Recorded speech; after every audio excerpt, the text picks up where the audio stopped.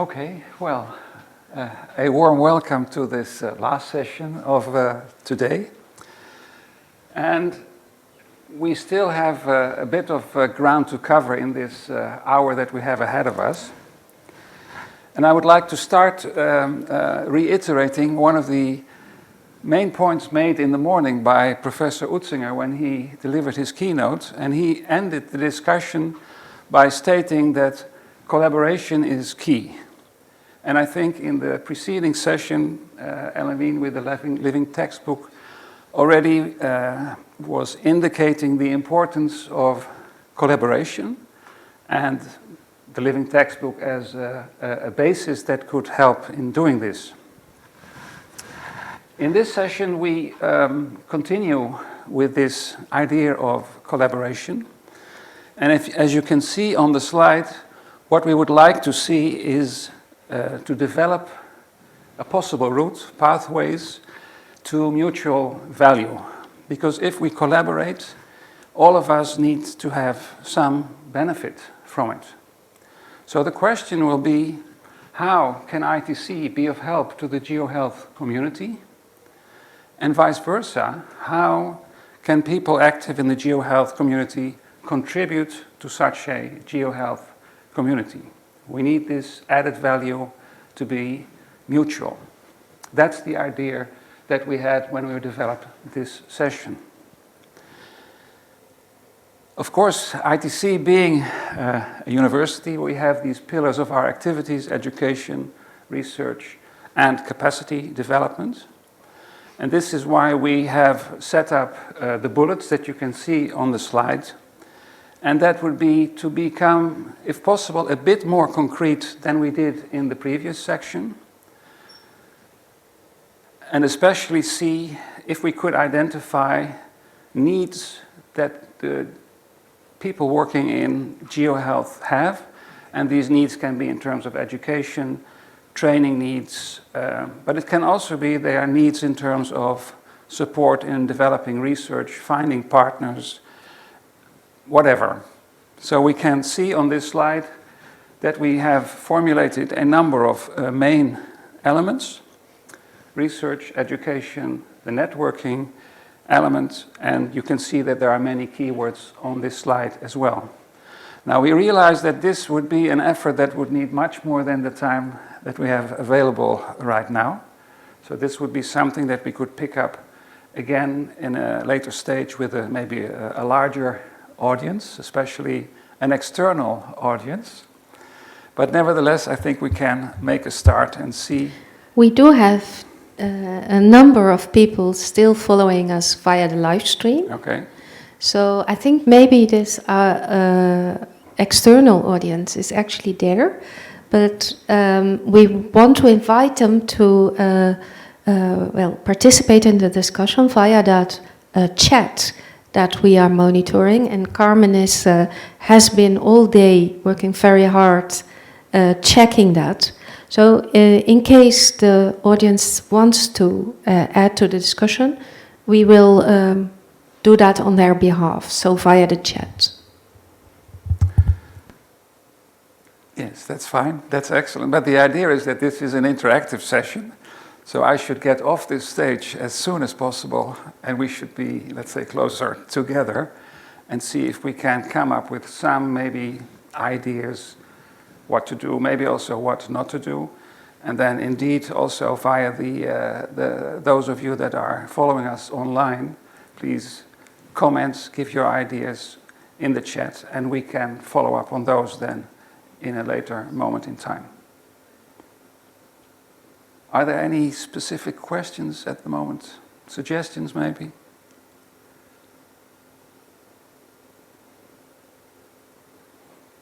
Yes, sure. Karen, please. Maybe only a suggestion. Maybe we can also learn from others. I know that BMS was also developing these pathways for those building groups. And what I like was very much what you were saying now, that it should really be a platform for interaction, a platform for networking. And that's what they also do, so it works quite well there, really building up different themes. So they also have different themes. They are different, they're not health, but others. And I think can also once go to them and learn from them. Okay, Should I repeat that now? I think, no, in summary, I think what you suggest is excellent. We should learn from other initiatives that are working on developing collaborative environments, developing communities. And if another faculty within the university is active in that, for sure we need to connect with them. Personally, I know that also that, for example, the Gnosis GIS group is also working towards developing such a way of collaboration. So also there we could, let's say, we could include people that are in that group in our discussions. And maybe a theme that links very well to us is the theme emerging technologies. So they have one theme which is emerging technologies. They don't look at the spatial dimension, but that's maybe even that where we could link with them. So just coming up in my mind. Okay, no, I think that would be, we will connect at a later moment and then find out who the people are, and then we can connect with them, I would think.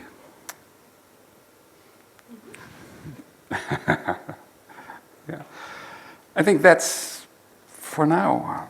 So we move a bit closer together. I think we come together a bit. We do not even, do we need to sit here, or could we sit on a table outside?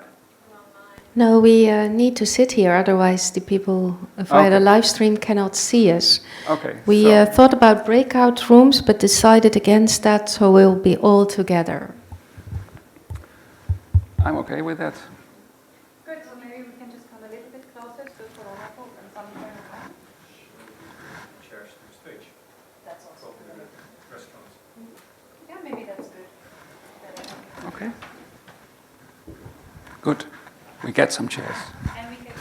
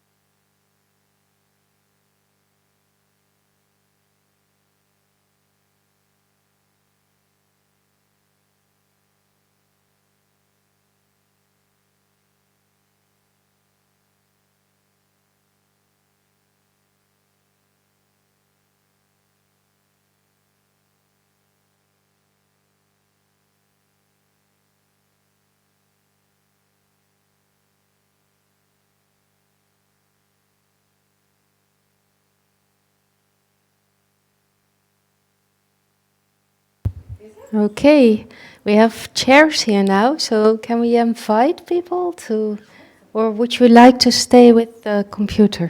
I will take the computer with me. Okay, then maybe sit here, Carmen. Yeah. Just for the chat. I'll set up a Jamboard, and then we can share the link in the chat and maybe project it up there so that Sure. there's certain themes we want. We can get Yeah, there's a suggestion here to put up a Jamboard and make that also available in the chat.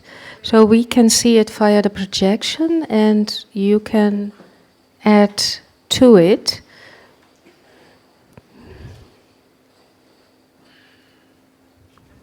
I'm just repeating, Justine, for the online participants.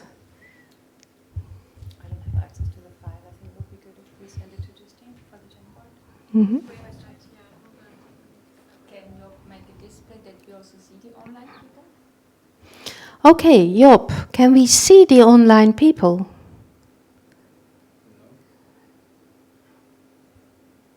I'm one of the 12 people online. Mm-hmm. Can't see me. No. No. I can see. Okay, Carmen, do we have any comments in the chat so far? No comment yet. Okay. Oh yes, there, it just says no. something that does not add to the discussion, but it's very nice. Thomas Groen is saying it's a great idea, makes it easy to interact. Okay. Okay, so the Jamboard is in. I sent you the link, Carmen, for the Jamboard Mm-hmm. Via email? via email. Okay. Mm-hmm. And then we'll have to, oh, should I send you the And then if you set your computer here and show it, we could project it.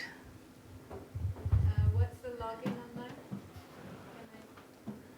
On what? You just place your computer there and switch which one it's displaying. Maybe that wasn't. Okay.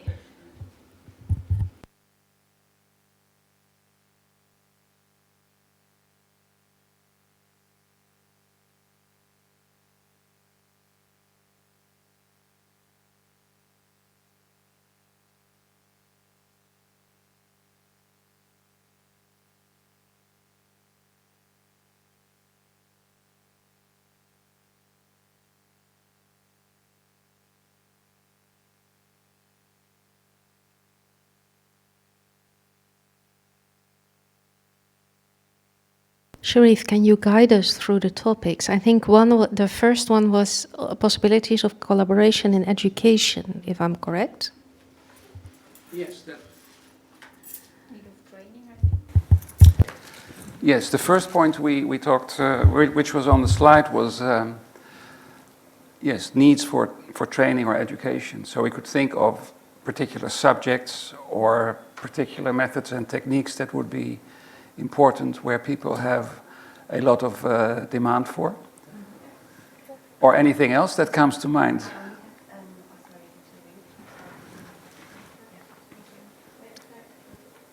think a very important one that came also up this morning was the reliability of data. So also the, especially if you also want to work with volunteer geographic information and linking different types of sources of how to, so training on first analyzing the reliability of data, but also how to communicate this reliability of data, especially when we also want to inform policy and decision making. Yeah. So the first one is reliability of data.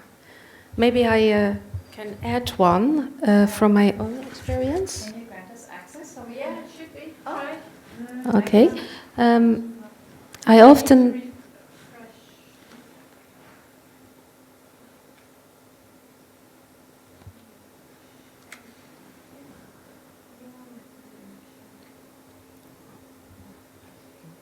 Okay. So data reliability, data quality and data reliability, you were saying?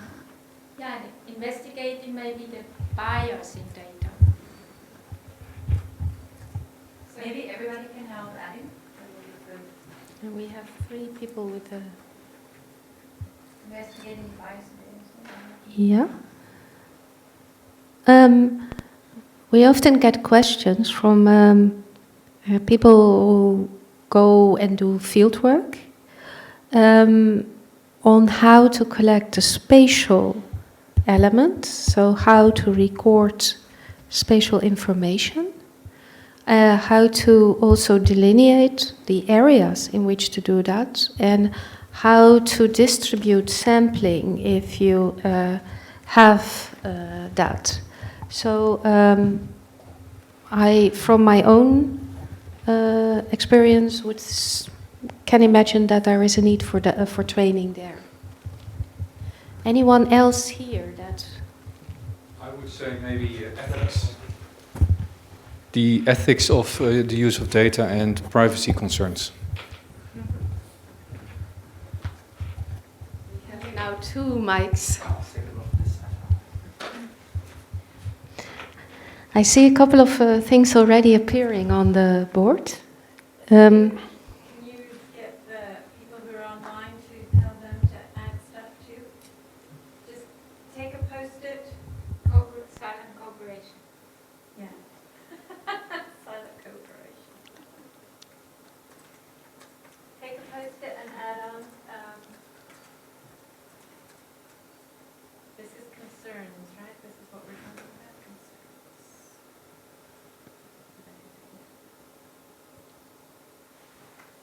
maybe, if I may add another one, is also the how to communicate our research results that it is meaningful or useful for policy and decision making. Because many of us are researchers or we are lecturers, but how to communicate that information is very different. I don't know whether we have to learn it ourselves, but maybe either learn it ourselves, have training on that, or have experts on helping us with that. Yeah, I always think that Arnold van Vliet, I don't know if you know him, but he's often in Vroege Vogels and other news items. He is very much an expert in how do you communicate scientific results to the general public. And he starts with that even half a year before the project starts, actually. So he has a huge strategy developed. I think we could learn a lot from the way he does it. We're starting a pollen allergy project in January, and he's also a partner in that. And the first meeting we had, he said, okay, I'm going to write my communication plan. And we were like, the communication plan? We're only starting in January. What is the communication plan? But yeah, there's, for me at least, a lot to learn on that. Anyone else? Okay, from Thomas. I teach a lot species distribution modeling. Could easily be expanded to disease distribution modeling. I see a lot of scope for joining forces there. Yeah, I see some nodding here. Yeah, Niels, can I? No, I just wanted to say hi. I just wanted to note that I agree with that. I've been doing a lot of species distribution modeling in the past, and I have used that for disease distribution modeling. Yeah. Well, Ellen, if we think of our starting a collaboration with the Academic Medical Center in Sudan, which is all around a sandfly that bites people, and it's very much about modeling the habitat of those sandflies. So I indeed think that that would be an excellent complementary type of field to work on. Maybe I can expand on that, because in fact a lot of diseases that you see spreading and crossing over, they come from animal populations. So in general, understanding animal populations, how they operate, is part of the whole disease challenges that we face.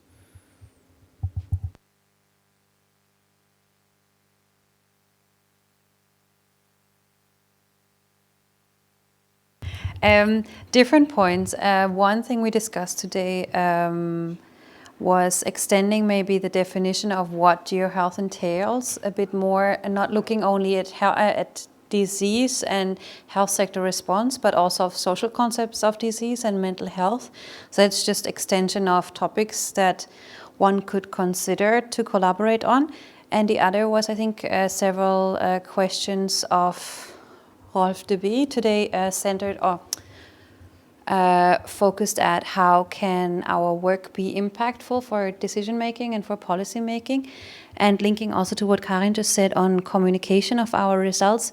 I think we need to expand that thought, not only communication of our results, but maybe how can we get to what are global health problems that we can help add to with our geoinformation science technologies. So maybe getting more to the source of what can be problems that we can help fix or we can help address. That's a long comment, but yeah.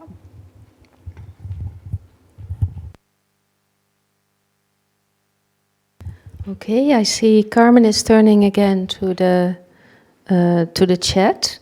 I'm looking at the Jamboard at the moment to see if anything new is being posted there, also by our online participants, perhaps.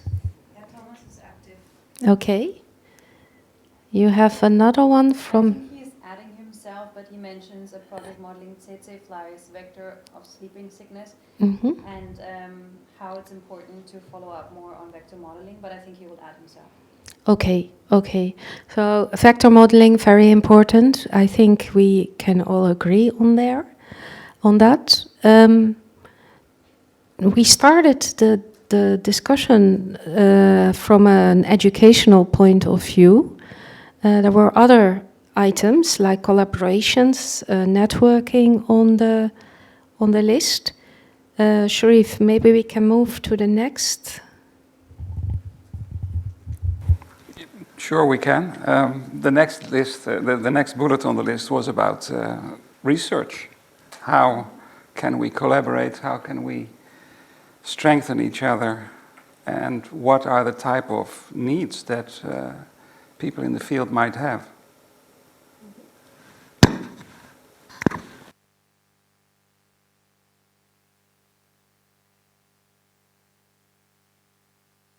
A question appearing there, and it's about what are the possible ways to collaborate with ITC GeoHealth community, which is a very open question.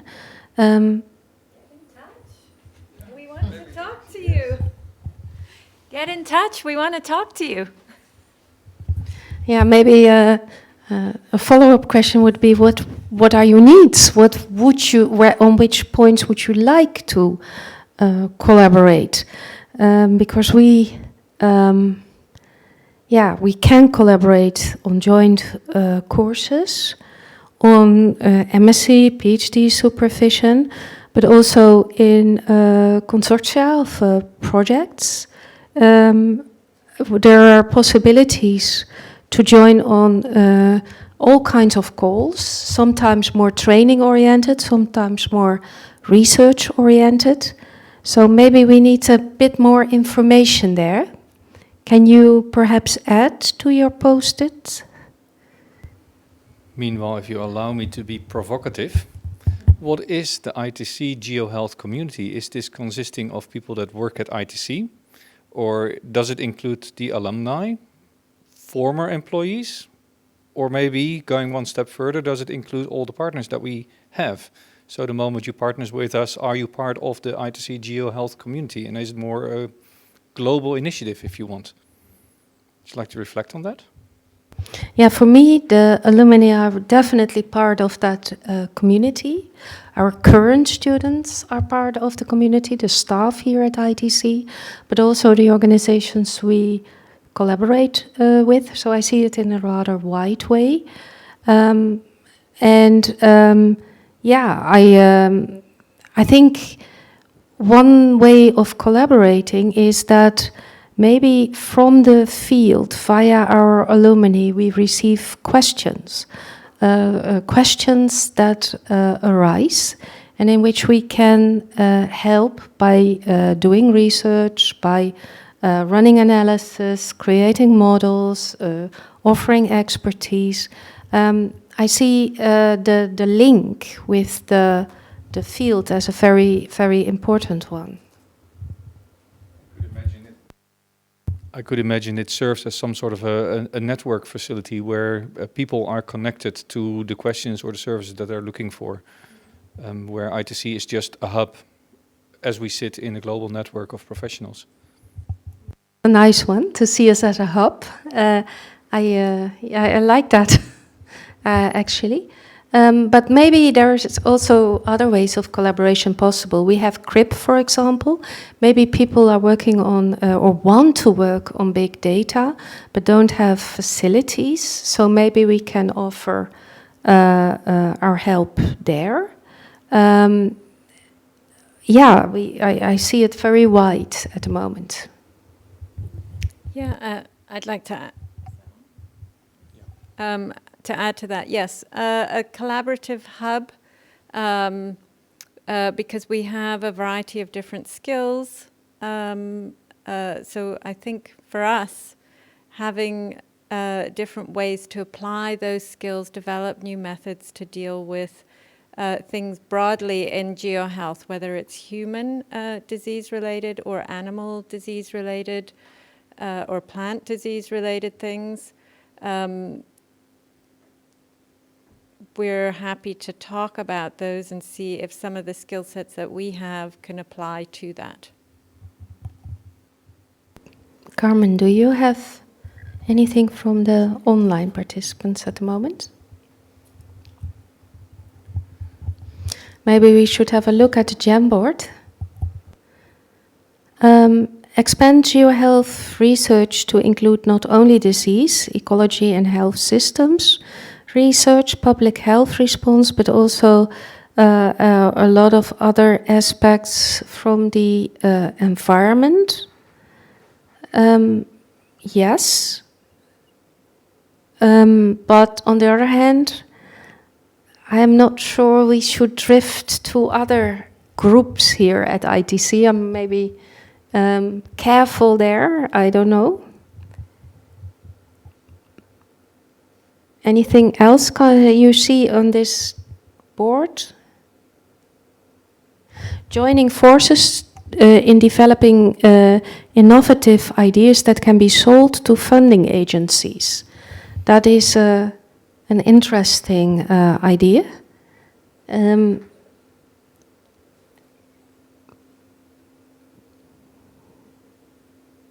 Offering joint MSc topics, definitely. We always invite people to contact us when they have either a data set that needs to be analyzed, a research question that they want some work done on. And we do get these requests quite often. I recall one about 2 weeks ago, or 3 maybe, where cancer data was offered for analysis. Yeah, I think we should make it more clear, perhaps, that we are open to this type of communication or collaboration, and how to contact whom. So we're discussing topics on concerns, what GeoHealth is, collaborations. If there's anything you want to add, just ask for the microphone. I have one topic which I would like to add, and that is urban planning for healthy living, which is a quite obvious one. It's not directly related to disease, but it is more about access to facilities and how do you organize the structures in your cities rather than, yeah. Yeah, excellent.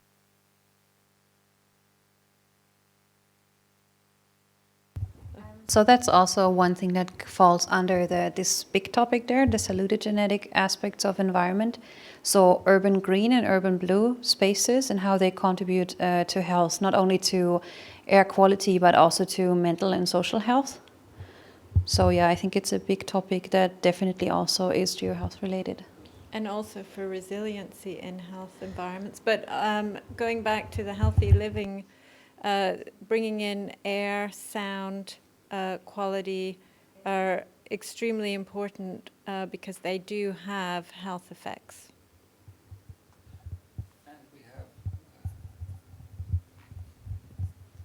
And we have knowledge in-house on these fields, because we have colleagues in the urban planning department that have studied actually environmental health issues in cities. So I think, I agree, that would be an interesting container that we could put into the ontology, perhaps.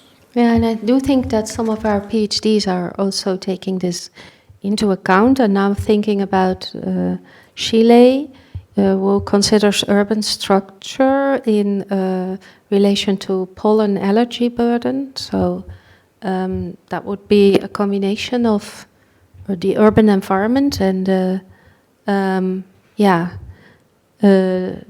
GeoHealth domain. Yeah, we have a couple of new ones. Yeah, there's one here. Someone is offering an MSc course in Bangladesh, Geography of Health and Environment. If I invite some of you, would it be possible for you to, and then it's cut off, manage? Is that do you want some of us to give a lecture in your course? Add another post-it, say yes or no, I guess. But if not, get in touch with us or with me, and then we can talk further. Absolutely. Sorry, microphone holder. Maybe otherwise in the chat. So no, nothing in the chat. Yeah, I think collaborations are always possible. But maybe when I look at this, it's not always clear how to get in contact with us. Or I get the feeling people do have ideas or see possibilities. But our website has all our information on there. So if you go to GeoHealth and then at ITC, we have a website, a GeoHealth website, which has a list of all the research staff and students, PhD students and researchers that are at the moment involved with different GeoHealth projects. We would like to expand that, so and we will be doing that over time. But yes, please don't hesitate to contact us. see we have a follow-up on that post-it. If I invite some of you, would it be possible for you to manage some time for lectures or talks? I think that would be definitely a yes. I see many people here nodding. So I would say yes, please send such an invitation. Yes, and vice versa is the comment here. I think that is a very important addition. It's a collaboration, right? It doesn't come from one side, but it goes both ways. Any new ones that we see here?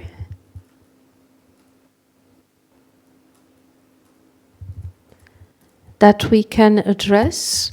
I'm also looking again at Carmen, but maybe... encouraging the online participants to... No, we're sure you do.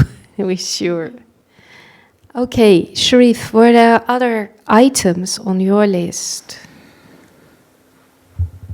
We had one other element on the list, which we called networking. So that would be about actually like a newsletter, small conferences, opportunities for maybe a webinar, small-scale ones, where people could present their work. That was one of the ideas that we had also. Yeah. Yeah, okay. That is something in planning. We have discussed it here about things to hold a mini conference workshop, but unfortunately time has got the better of us. So that is definitely back on the agenda for next year. So we'll try and figure something out so that we can move that forward. And for anyone participating here now, please let us know if you'd be interested in giving a talk at that, because then we can start to figure out how to set that up. And maybe to add to that, we also regularly contribute to newsletters in GeoHealth and medical geography.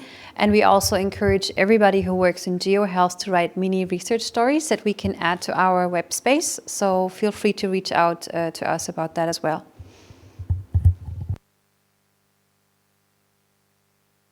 We're laughing here because of the special message. Greetings to all, and especially to Sharif. And he's getting red in his face, so I see a blush appear. I think you should send special greetings back. Okay. Thank you very much, Greza. Greza was a former MSc student that was here a few years ago, working on a health topic, so it's very nice to see that you're here today. Okay, you want to say? Okay. Yeah, I have one concern to add. But we talk about data, the repository of data, where the data is stored.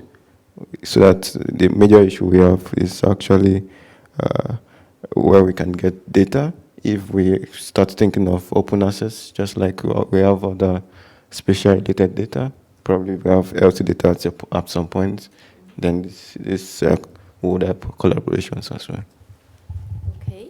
When you're talking about where to find open data, would that be something like on our website you want a list of sources, or is it more you have a special request and you want help on that? So it's a tailor-made advice, or what are we talking about? I think both of them is actually good if we can have that. But if there are projects that has been executed, how we can actually get this data for furtherance of research, and that for me it's very good. Yeah, so projects executed here, where is the project data? Where can we find it? Maybe I can respond to that because on Friday morning, we will have a 2-hour session on open science at ITC. And part of the open science plan that ITC has is to produce a platform for open science, which includes directives on where do we share data, how do we share data, how do we release it, but also if you release the data set, how do you ensure that you release the data to the people that are the right people to use it and not outside your team before you are done with your research. So that is a stream which is of relevance to research, but it is so relevant to research that we have a separate session on it even. Friday morning during the PhD Bitcom session.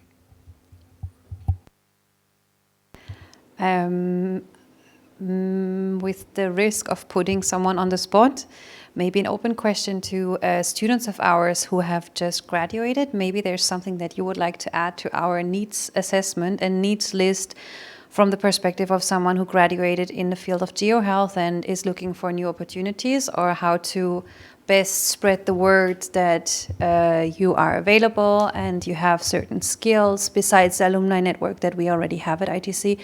Is there anything else where you could make suggestions on how the GeoHealth community can be useful? Okay, thank you.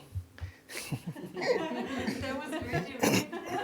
You could just have gone. So actually, I have actually presented a summary of my research, which was actually played a few minutes ago. So majorly, I think opportunities in GeoHealth first has to do with interest. And there are a lot of students, I think, at least I've spoken to some friends who have interest in health, but the application of geographic information science and other tools to solve problems relating to that need to be well spread. And I think ITC has actually been in that position from the onset when I got into ITC.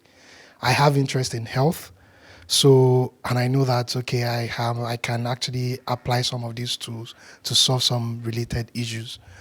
So it's there already. The interest is what I think the students need to develop, and in order to see what is going to, in order to solve problems related to this field. Now, for myself, I have worked on COVID-related issues, looking at the epidemiological indicators and establishing a relationship between the epidemiological indicators in the Netherlands. And I'm open to opportunities in this field related to GeoHealth researches and other research fields also with there.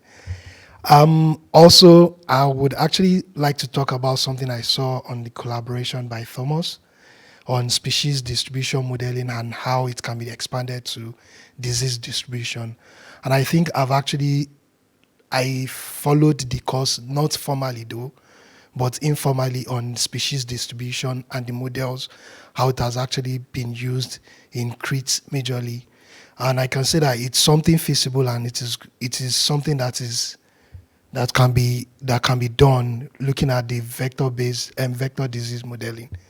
And I think it's another field that can be explored apart from other models that are being used in vector disease modeling as well. So, thank you. Now you came in the before MSc GeoHealth period. Is that okay to formulate it like that? If there would have been a course, a program GeoHealth. Would you have enrolled in it? Yes, I would have. I was surprised when someone in second year told me that he's offering an elective in GeoHealth, and he asked me because he knew I did my thesis related in GeoHealth. And I was like, that's interesting. Please just take it immediately. And he said, what do I think? I said, are you asking me? I would actually have done that if there is a field and it costs GeoHealth really, I would, because it's a big field. Yeah, and we already have like different specialties and different skills that can be applied in order to solve problems in this field. Yeah, so you certainly see a demand for that. Definitely. And now you have graduated. I don't know anything about your future plans, but will you stay here? Do you continue your studies, maybe in a PhD track? Or what is your outlook, and how will you keep in touch with us?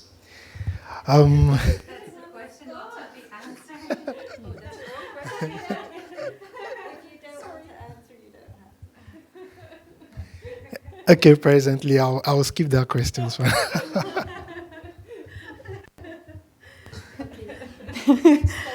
Sorry. No. So I just wanted to speak briefly to the question that was put here about the prospects of qualitative or mixed method research in the domain of GeoHealth. I think no one responded to it yet. I would say there are vast opportunities. We have a new PhD student who just joined, joined half a year ago, who is using mixed methods. We are working on multiple research. I work mixed methods and qualitative mainly in research projects, in capacity building projects. So I would say opportunities are unlimited. Sharif works a lot with these methods as well.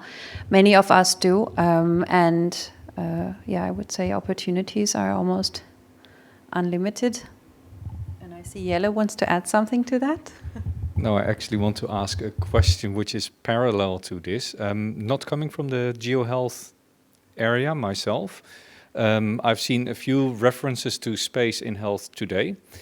But if you talk to general healthcare professionals and policymakers, to what extent are they aware of the importance of space in health? Is this something to add to the concerns here, that at the policy level and or the management level in healthcare, they are not aware that space is an important component in disease?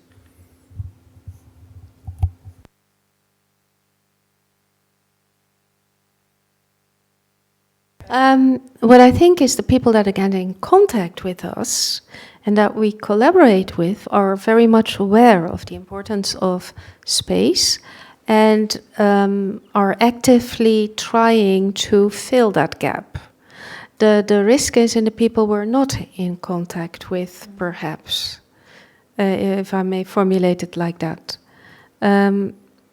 So I think maybe there is a large group of people that underestimates the importance of space, and there is still some ground to cover. So in the terms of collaborations, outreach activities to policymakers, senior management might be something to add as well, then? Yeah, I think, yeah.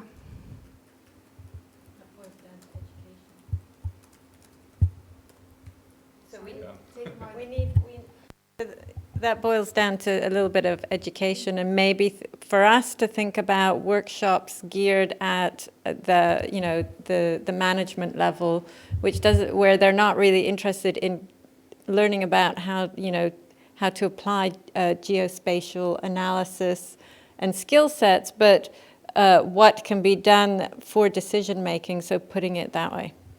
Yeah, the KIT course that was mentioned a couple of times today always had a very, very mixed audience, and always part of the participants were managers. We never got very far with them in terms of hands-on skills, but they were often very enthusiastic, liked a trip to the Netherlands, liked to meet up with other people in the same position, hear different views. I'm looking also at Sharif. In that course, as I said, we had a mixed audience. We had always a couple of PhD students that lacked spatial skills. So they were doing their research and then suddenly required spatial skills. And they came to the course to fill that gap.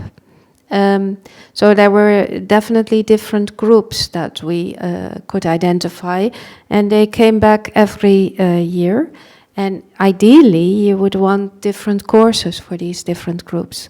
I also still see a need for a course, for example, for PhD students, maybe as a sense course or so, where we really teach them technical skills, how to deal with spatial data in their research. But that's another group. And Sense does have budgets to develop courses, so if you want to, it's quite easy to get some budget for that. But we need time as well, right?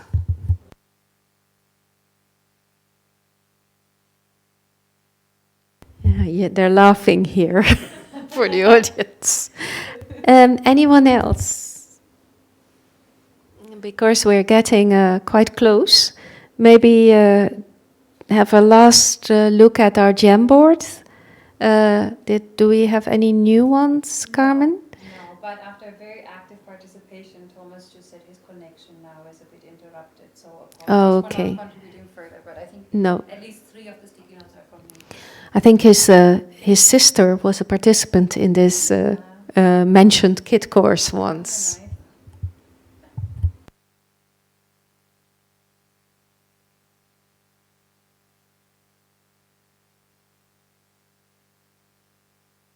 Okay, if we have reached the end of the discussion, I think we should formally close the seminar. I have really enjoyed today, and I think my co-hosts did the same. Thank you all for joining, and let this not be a one-time event, but something that we offer on a regular basis to keep in touch.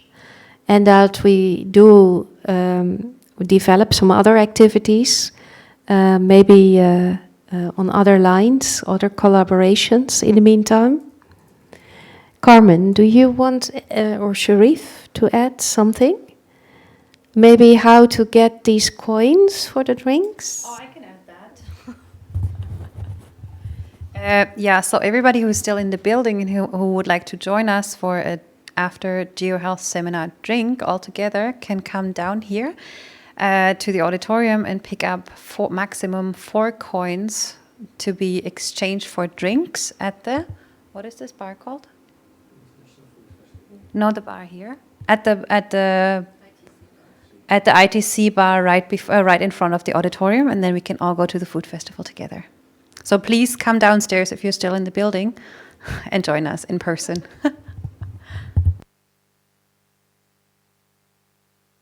Well, these were the last words from here. Again, thanks. We're going to close the live stream, so I'm signaling to Job that we have reached the end. Have a very good evening in case you're somewhere else. And for all those that actively participated in our discussions, etc., thank you very much. And we hope to see you here at ITC soon. Whenever you want to come, you're more than welcome. Okay, that was it from here, and have a good evening.